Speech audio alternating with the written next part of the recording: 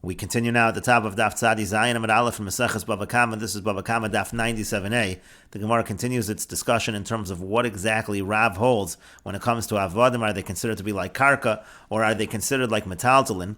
Umiyam Rav Avda Kimikarkoi Dami. Does Rav really say that Avodim are considered like land? V'amar Rav Daniel Bar Rav Katina Marab. Rav Daniel Bar Rav Katina says that Rav says Hatokef ve'avdo shel chaver. If somebody seizes the eved of his friend, v'yasa b'malach, and uses that eved to do malacha, to do work, Pater, he is Pater. Rashi says Pater mila shalim l'bayil of sechar. He doesn't have to pay rent for the eved that he took in that case. And the Gemara says, now if it enters your mind that according to Rav, an eved is like land, amai Pater, why should he be Pater? He should have to pay for the work or the rent in that situation. Because it's always considered to be in the possession of the original owner, just like land, and therefore he does owe money to the original owner. And the Gemara answers to this, and here what is the case? When he seizes the eved, it's at a time the eved wouldn't be doing any work for the master, so the master is losing nothing, and in such a situation, it's what we call zenen v'zelo chaser. This person is benefiting from the eved, but the original owner, the actual owner of the eved, is not losing anything, and by case of zenen v'zelo chaser, one does not have to pay. Rashi says, "Shalo b'shas malacha b'shasha eno ragel lasos malacha." It's a time that the slave would normally not do malacha for the master. O she'en achshav leba'al of malacha lasos. There is no malacha that needs to be done. The zenena v'ze'en chaser. This is a case of zenena v'zelo chaser. That's what it is. Upater, and therefore we're going to say pater in that situation. And the Gemara says, "Kihad shalach le Rabbi Abba lemori barmar." It's like what Rabbi Abba sent the following to Mori Barmar. He sent them the following message. Boy minei Rav Huna asked Rav Huna the following question: Hadar b'chatzer chaveru shalom idaito. If somebody lives in the courtyard of his friend without his knowledge, tzarech lahalos lo schar o ein tzarech lahalos lo schar. Does he have to pay him rent, or does he not have to pay him rent? This is the classic case of zenen v'zelo chaser. V'shal chulei, and he sent back to him eino tzarech lahalos lo schar. He doesn't need to pay him rent.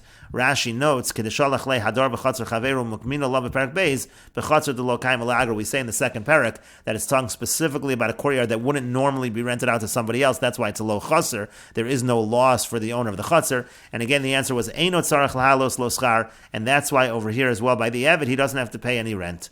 And the Gemara says, Hachi hashta. What kind of comparison are you making between a chaser, or between a house, let's say, and an eved? B'shalom mahasam, it makes sense over there that he doesn't have to pay. Bein lemandamar beisa meisva yosef nichle. Whether we're following the one who says that people like that their house has somebody in it that prevents the house from going down in value, or bein lemandamar she'iyah yukas shar, or whether according to the one who says she'iyah, which is like the demon of destruction when a house is empty. Again, that's going to cause destruction to happen to the house, and that's why again it's something that is good that somebody is there, that somebody is present in the house. So nichole, so then it's good for him. He actually likes the fact that someone's in that chaser, and that's why it makes sense. The person doesn't have to pay rent by zenen v'zelo chaser. But over here, is it pleasing for a person that his eved should be weakened? He doesn't want you to take his eved and work his eved. That's going to weaken the eved. And the Gemara says to that, Amri, they answer, they say, here also it's something that is good for him. He likes the fact that his eved is working. To lo listrei avde, he doesn't want his eved to develop habits of being lazy, and therefore again it's something similar in that case as well, and that's why in that case it's zenen v'zelo chaser, and the person who seizes the eved does not have to pay. And Rashi explains, Beisa Meisva Yosef means Zeh Hadar Besocha, the person who lives in the house, Hahanu Lebayi Zeh, he actually does a benefit for the house, Shum Miyusha B'Diyor, because now there are people living there, and therefore Yosef, therefore it's considered to be like a settled house, meaning Ein Charev. It's not a house that's going to be destroyed. Lefisha Hadar Besocha Tamu Mashbit Sidkei Tamid, because the person who lives there is always going to be taking care of the little things that break in the house, and that actually keeps the house in good shape. Or the other way of looking at it is She'iyah Yukas Shar, shade, who She'iyah is the name of a shade. Ushmo She'iyah, its name is She'iyah. Mekates Sha'arim V'kos Lebayis, that shade destroys the gates and the walls of a house. She'ein Adam Dar B'soch, if a person is not living there.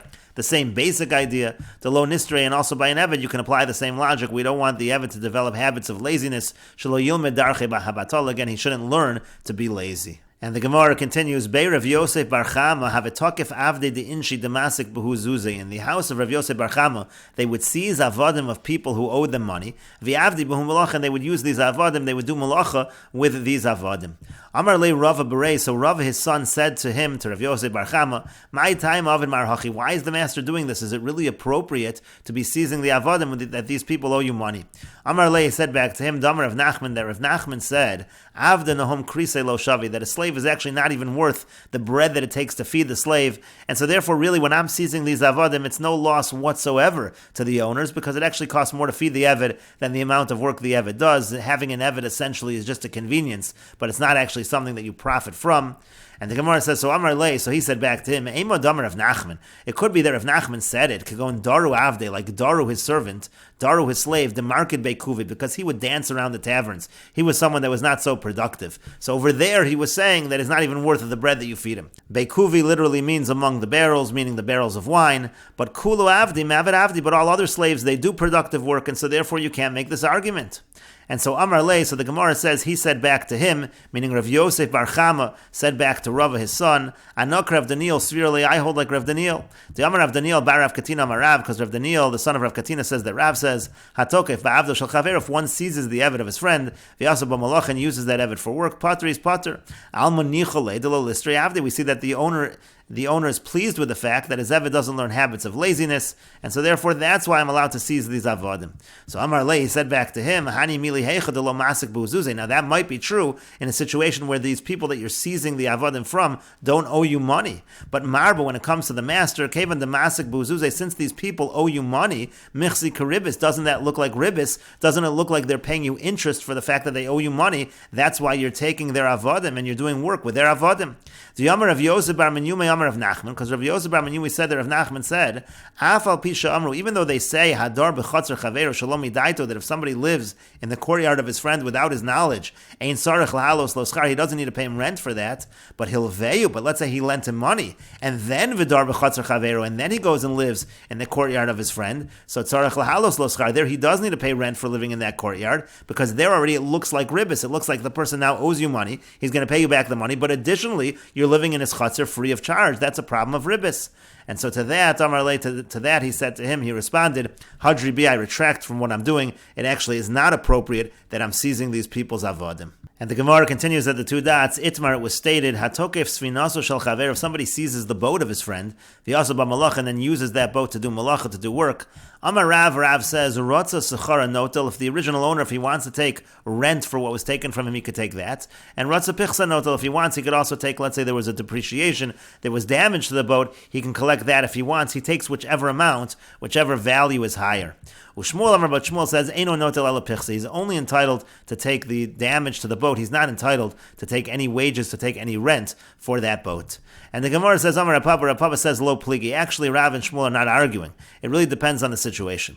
Hade avida la'agor, in one case we're talking about a boat that is generally rented out. So there, if it's generally rented out, the person that takes it, we presume also he was taking it with the understanding that he has to pay rent, and he would have to pay rent if the rent is more than the damage. And hade lo avida li'agor, in the other cases, that it's a boat that's not normally rented out, and therefore in that situation, the original owner is only entitled to collect the damages. If you want, I could say another answer. It could be both cases. We're talking about a boat that normally is rented out, but it depends what the person's intention was. In one case, we're talking where he takes it with the understanding that he's renting it out. In that case, of course, he would have to pay rent if the rent is the higher amount. But in the other case, he's taking it as a thief, and the halacha is kol hagazlanim mishalman kashas hagazela, so he would only pay for the damages to the boat. He would not have to pay the rent. And Rashi explains, pichsa, if it's lessens in value, im nishbara, meaning the boat breaks, so niskalkler, it's ruined, udmei pichsa yiseir al schar, and if that amount is more than the rent, no till dmei pichsa, so then the owner of the boat can collect that amount, the amount of the damage.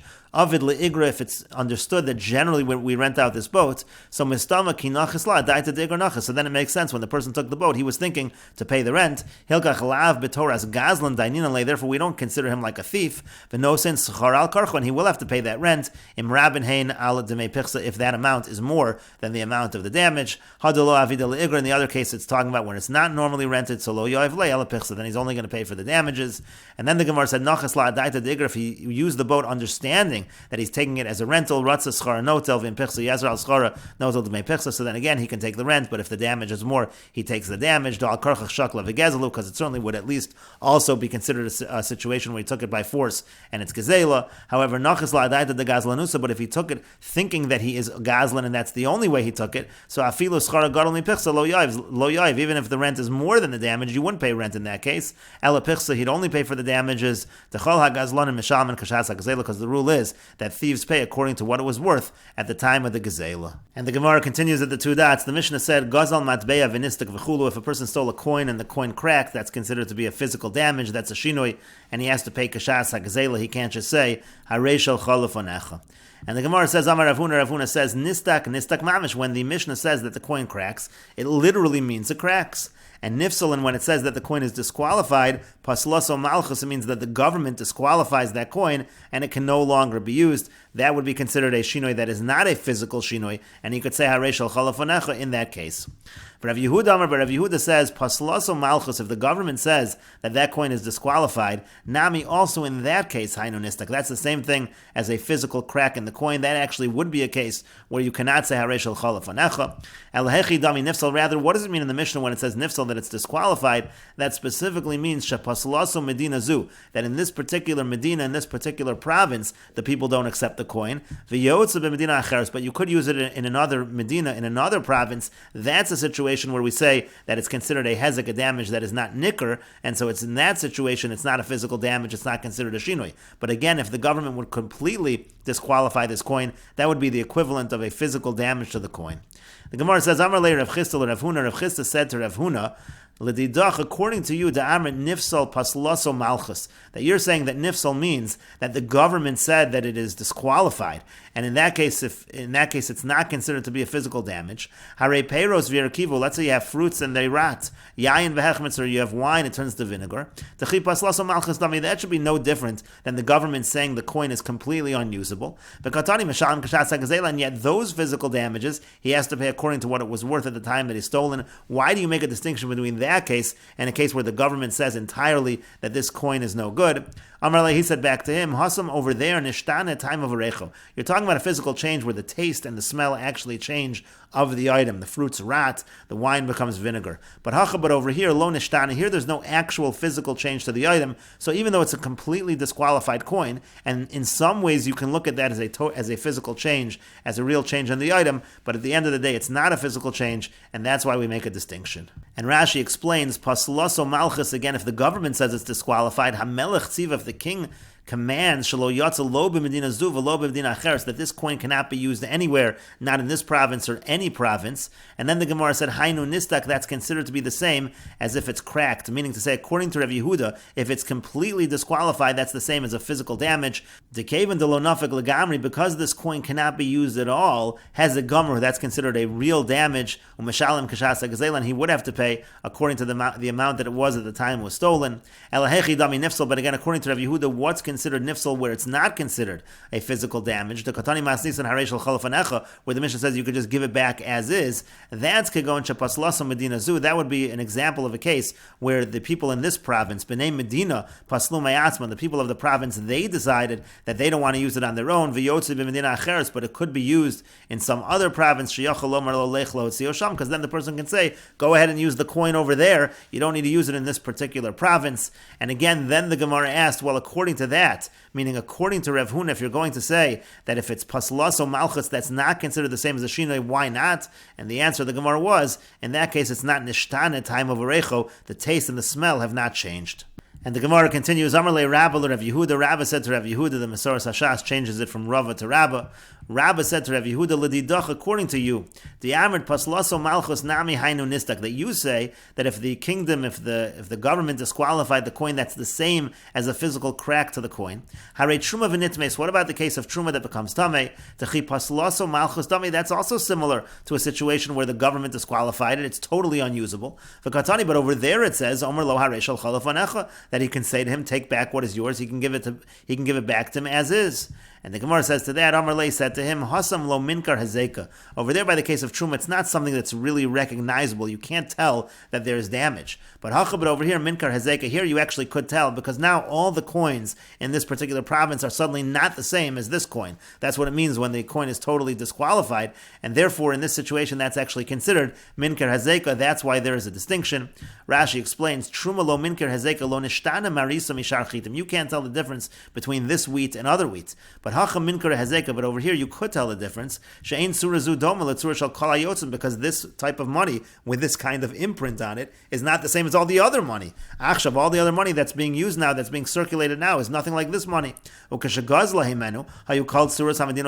time of the Gzela, all of the images on the coins were the same as this coin. Now all the images on the coin are different than this coin. That's already considered something that is recognizable. And the Gemara continues, Itmar, it was stated, if somebody lends his friend money to be paid back with a particular kind of coin, and then that coin becomes disqualified, Rav says, and Rashi says, he lends him any kind of item. Al hamatbeya shekitzitz lomos, he set aside specific kind of money to be used to pay back. And we will continue with this discussion in the next video on Daf Zayin Amud Beis.